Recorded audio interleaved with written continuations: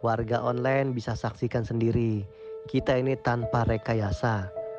Pusakanya aja kelilit akar nih warga online. Coba kita lihat bersama ya. Nah, cek, coba lihat ini.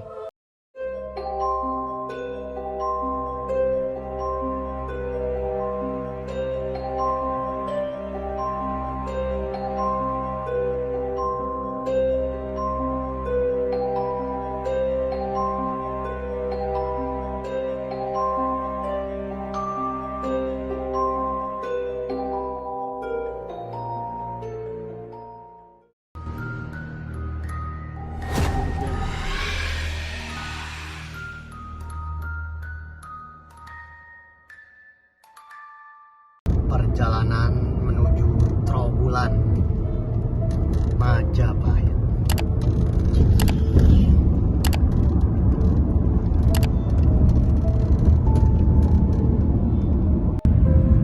Kita akan menuju Trowulan. Warga online, kita akan coba untuk mengangkat budaya adat istiadat yang ada di sana, apa yang bisa kita gali dan sejarah apa yang bisa kita dapatkan di Trowulan Majapahit Reruntuhan bersama kameramen kita Bung Sandi. Warga online, mari kita tonton. Kita sudah mulai mendekat menuju ke Majapahit Trowulan. Kita pertama akan menuju ke Pendopo Agung. Tempat di belakangnya ada Sumpah Amokti Palapa yang digaungkan oleh Mahapati Gajah Mada. Kita akan tiba di kawasan wisata religi Pendopo Agung, Makam Troloyo,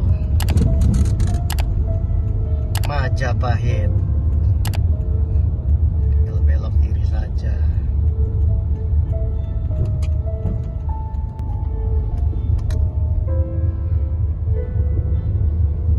Jadi bagi yang ingin berwisata religi, mengenang kebudayaan dari kerajaan Majapahit yang mana dulu adalah kerajaan terbesar yang menguasai Nusantara, yang menyatukan Nusantara dengan sumpahnya Mahapati Gajah Mada yang sangat terkenal, yaitu Sumpah Palapa ya. Di bawah dulu rajanya Prabu Jayabaya.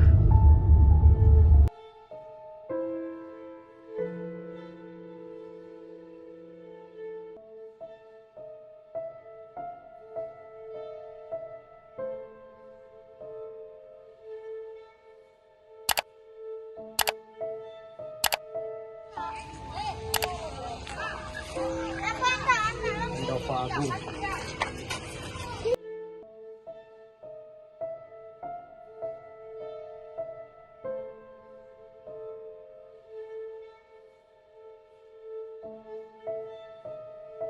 Mahapati Gajah Mada. Satunya Mahapati Gajah Mada.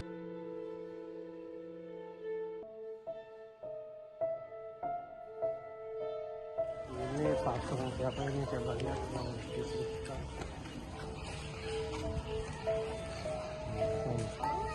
Situs Umpak-Umpak.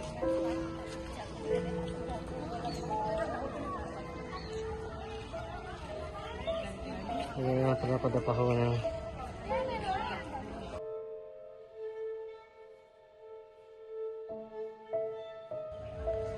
Kita akan langsung ke tempat juru kuncinya Mas Suroto ya, yang dimana beliau adalah saudara baik saya, teman saya, sahabat dan lain-lain. Orangnya baik. Ini ada tonggak di sini yang mengangkat sudah ratusan tahun, langsung kita lihat ini. Pusar bumi. Ini pusar bumi. Ya, kita lihat. Situs Takat Gajah atau Batu Miring. Situs Takat Gajah atau Batu Miring atau batu monolit berbentuk seginan dengan panjang batu 134 cm, ketinggian 81 cm dari permukaan tanah. Berdasarkan saksi sejarah pertama kali ditampakkan kembali pada oleh Insinyur Henry Maclean Pond, arsitek berkebangsaan Belanda. Dilakukan penelitian pada tahun sekian, dilanjutkan pada tahun 1982, terregistrasi situs budaya. Sumber sejarah kepercayaan berdasarkan saksi sejarah tempat ini sebagai tempat untuk mengikat gajah putih tunggangan Ratu Tribuana Tunggadewi, hadiah dari Kerajaan Campa. Ini adalah salah satu saksi sejarah tempat mengikat dulu gajahnya Tribuana Tunggadewi. Adalah salah satu ratu, raja daripada Kerajaan Majapahit.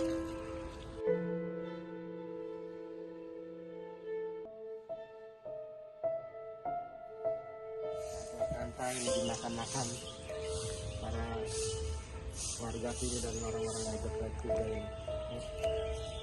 Ini tempat panggung, tempat betapa yang Raden Wijaya, tempat istirahat Sanusi Palapa yang Mahapati Gajah Mada. Coba dilihat di atas.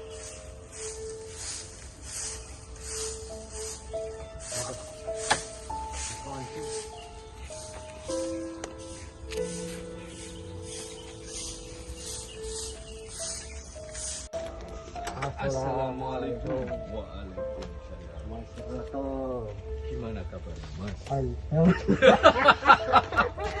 ini saudara kita, Mas Roto. Silakan. Silakan. Iya. Kita mampir.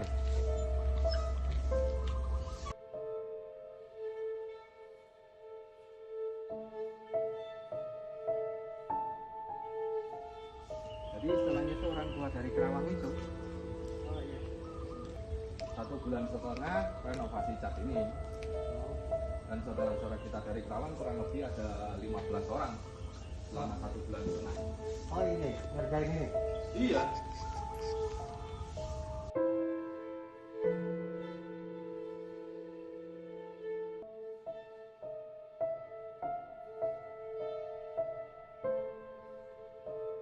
Jadi setelah pada waktu itu mas ya itu.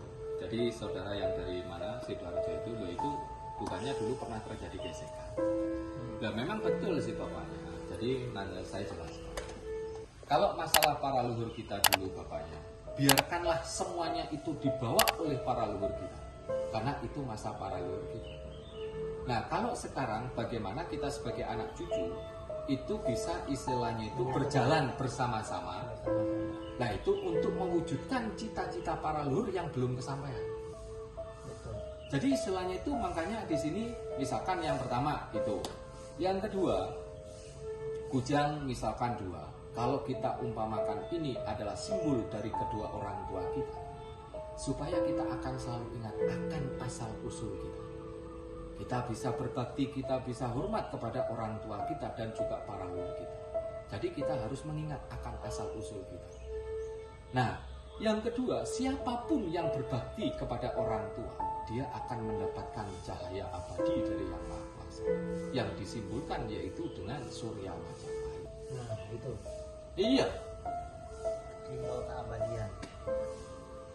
belum ada. Kalau bukan anak cucu yang lancang ini belum ada.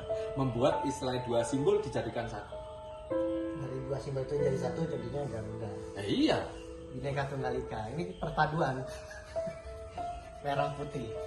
Lihat toh, kita nggak sengaja ini bajunya merah putih, nggak ada rekayasa. Nah, saya kan pernah kasih tahu mas ya yang istilahnya itu yang anu itu loh di Bandung atau Bogor itu, yang Paras Buana itu loh, atau Kidang Pasundan atau istilah Panglayan Kabuana, yang istilahnya itu anunya itu Kang Eris itu. Nah itu Yang mau ke sono nggak jadi-jadi kan? iya. Nah itu Sampai. jadi setiap ulang tahun istilahnya itu untuk anu, lah itu kan hampir 1 minggu acaranya. Nah untuk kalau untuk musim pandemi kemarin kan istilahnya itu enggak hanya sarasehan biasa, hanya istilahnya itu selamatan biasa aja. Karena kan masih mengikuti apa namanya apa yang menjadi aturan pemerintah. Nah Nah itu, jadi istilahnya itu makanya beliau sampai bilang ini kapan ini? Katanya kita mau istilahnya itu menjadikan satu Pajajaran Majapahit. Kita yang dari barat sudah bolak-balik ke sana. Lah ini yang dari timur kapan ke barat katanya? Itu menandakan itu amanah. Benar ya? Secara nggak langsung, secara nggak langsung. Nah, supaya kita ini kan tidak salah dalam persepsi nih, karena sebagian saudara-saudara kita kalau mendengar nama Sanggar Pamujaan itu kan pasti konotasinya negatif. Oh, jangan-jangan tempat pemujaan gini-gini dan sebagainya. Oh, jangan-jangan tempat pemujaan selain yang Maha Kuasa kan gitu. Memang di era-era para leluhur kita dulu, tempat-tempat suci beliau yang digunakan untuk bersujud bekti kepada yang Maha Kuasa. Pertama, kalau nggak diberi nama Sanggar Pamujaan, kedua Sanggar Agung, ketiga yaitu Sanggar Pamelengan.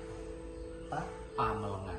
Pamelengan artinya apa? Ya istilahnya Pamelengan itu istilahnya itu dia tempat untuk istilahnya itu diam. Jadi tempat untuk bermeditasi.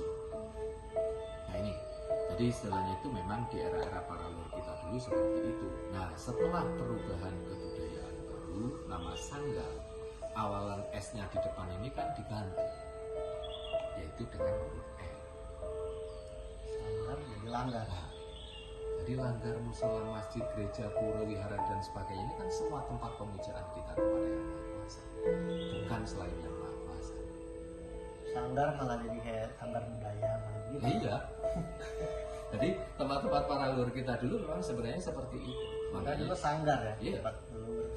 Makanya kalau masnya sudah pernah keliling kemana saja tempat para leluhur kita lihat nggak ada suatu tempat dari para leluhur kita yang digunakan untuk bersujud bekti kepada yang Maha Kuasa. Tempatnya itu lebih rendah daripada tempat yang lain kan? Pasti tinggi. Rata-rata lebih tinggi daripada tempat yang lain. Karena ini sudah menjadi salah satu konsep dari para leluhur kita pada waktu itu. Jadi kenapa kok istilah para leluhur kita harus membuat konsep yang seperti itu?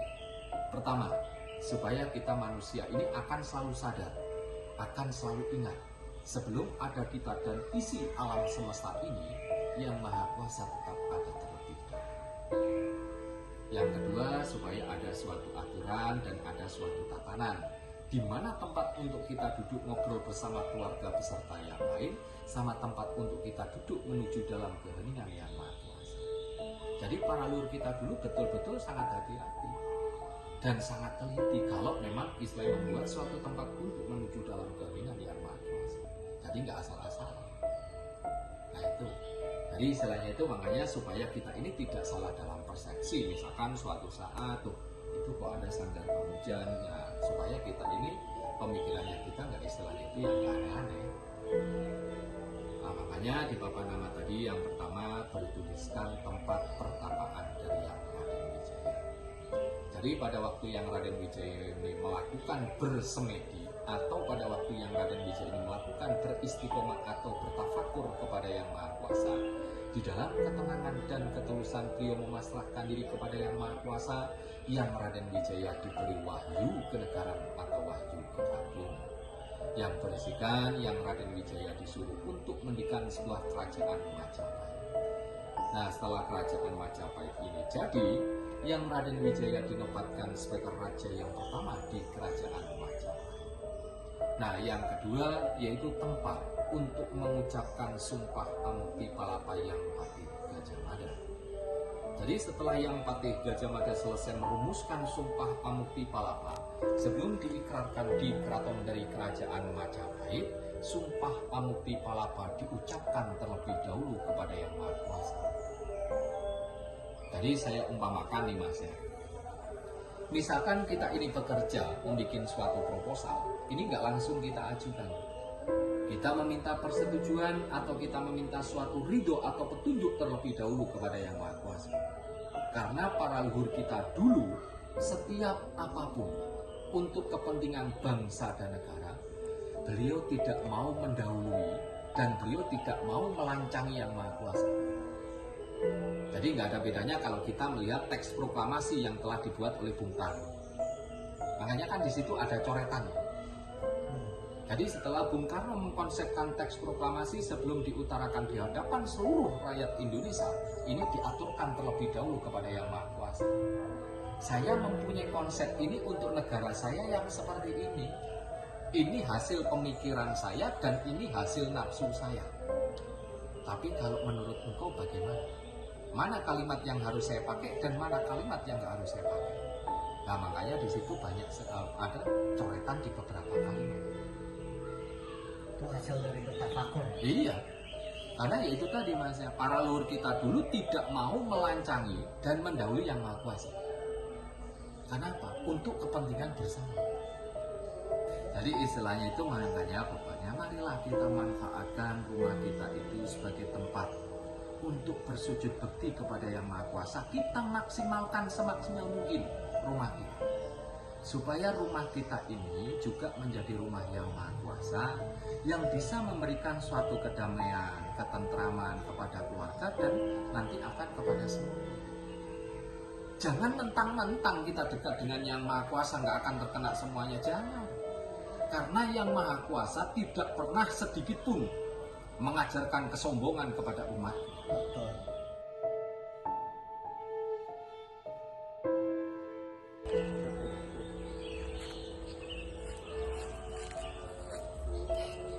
Kita akan mencoba meminta ridho dan restu untuk meminta benda pusaka yang ada di sini. Nah, itu ceritanya.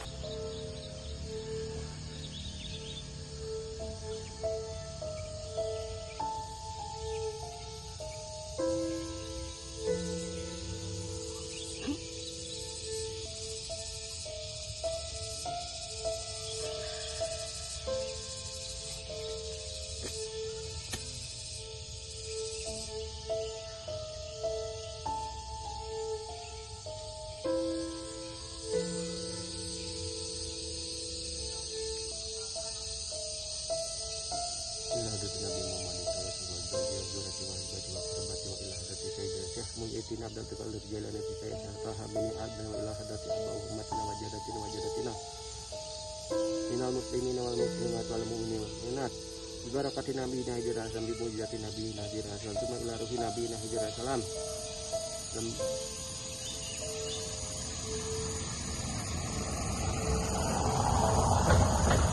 lembukan yang kamu enggak indah kucira tangan sampai kucingan nona kucira tangan sang jakut kucira mengendar makan kucing sembak menengcur turun cahaya sukma takjiraning jantung minungan kuat tegur sedening Allah. La ilaha illallah Muhammad Rasulullah.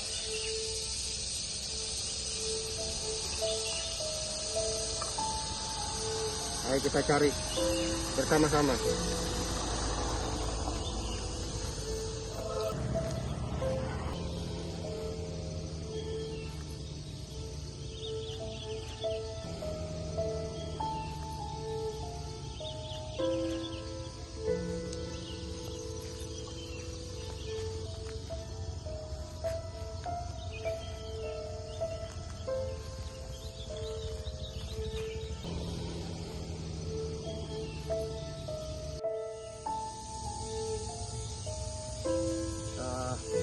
Pencarian yang sudah tadi kita alihkan ke sini.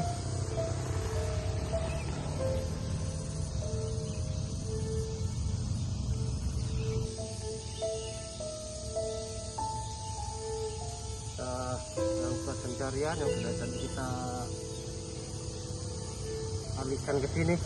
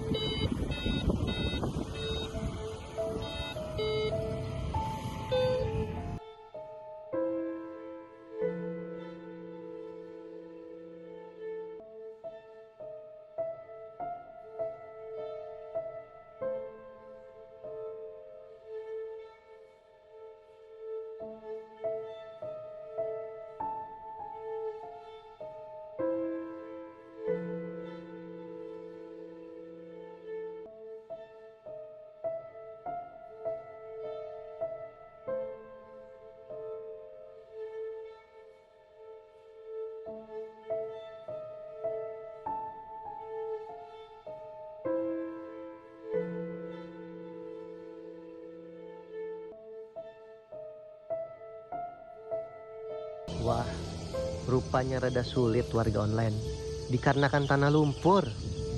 Ayo, mari kita gali. Kita akan lihat sendiri di sini kebudayaan yang bisa kita ambil. Yuk kita gali yuk.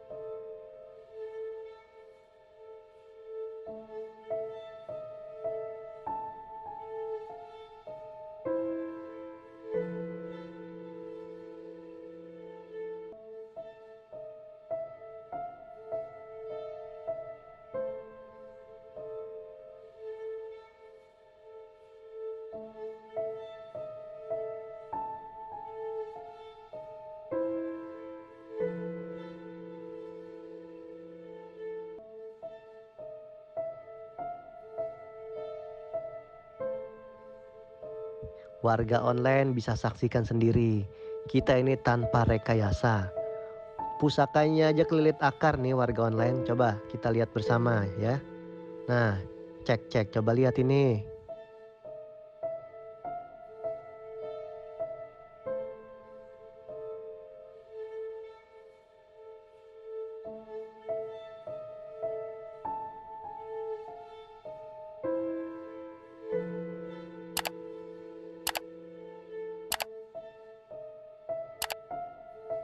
Nah, ini dia warga online.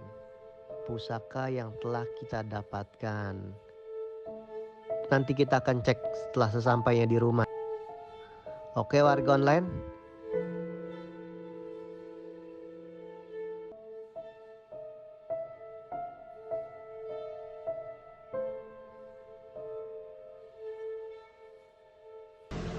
Setelah kita ambil hujan di daerah Trawulan hujan. Ya. Langsung terus. Nah, kehujanan semua. Ini hasilnya. Oke. Ini akan kita review. Setelah pengambilan yang tadinya cerah, hujan tiba-tiba. Kita bisa lihat ya. Ini ya. Masih cerah. Cerah tapi hujan. Karena yang kita minta oleh sesepuh, kerisnya juga lumayan besar, panjang. Ya, kameramen. Benar. Kayak gali-gali di tanah, cabut, sampai tutupin akar-akar, lumayan sulit juga. Kotor-kotoran. Dalam. Oke. Keris Kalawijan Look 35. Keris Kalawijan Look 35 ini juga memiliki tuah dan manfaat yang dapat kita gunakan untuk sarana membantu mewujudkan hajat dan keinginan kita. Berkhasiat ampuh untuk keharmonisan rumah tangga, keharmonisan pasangan, melanggengkan hubungan asmara dan mengikat pasangan agar tidak kelain hati. Keris Kalawijan Look 35 juga bertuah untuk sarana pemagaran rumah dan tempat tinggal. Kemungkinan keris ini dulu pernah menjadi salah satu ageman atau pegangan daripada Sri Tribhuwana Tunggadewi Maharajasa Jaya Wisnuwardani, Ratu Majapahit. Pemerintahan Tribuana terkenal sebagai masa perluasan wilayah Majapahit ke segala arah sebagai pelaksanaan Sumpah Palapa yang dibawakan oleh Mahapatih Majapahit yang sangat terkenal, yaitu Mahapatih Gajah Mada. Tahun 1343, Majapahit mengalahkan Raja Kerajaan Pejeng atau Bali dalam Bendahulu dan kemudian seluruh Bali. Tahun 1347, Aditya Warman yang masih keturunan Melayu dikirim untuk melakukan sisa-sisa kerajaan Sriwijaya dan kerajaan Melayu. Ia kemudian menjadi Uparaja atau raja bawahan Majapahit di wilayah Sumatera. Perluasan Majapahit dilanjutkan pada masa pemerintahan Hayam Wuruk, di mana wilayahnya hingga menyampai Lamuri di ujung barat sampai Wanin di ujung timur.